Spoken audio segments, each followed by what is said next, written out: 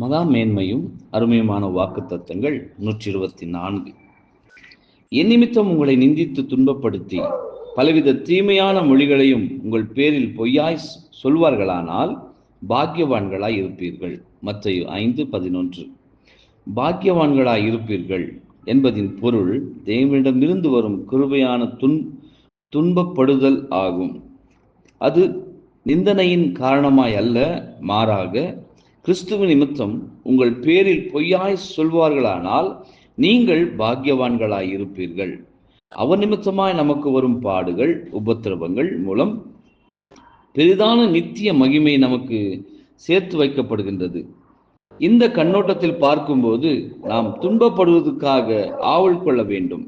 ஒருவேளை அது இல்லை என்றால் கர்த்தரின் உண்மையான சீஷத்துவத்தின் ஒரு அடையாளத்தை நாம் இழக்கிறோம் என்று உணர வேண்டும். தேவனுடைய திட்டத்தில் இது நம் பங்கு என்று பார்க்கும் பொழுது சந்தோஷப்படுகின்றோம் என்பதே.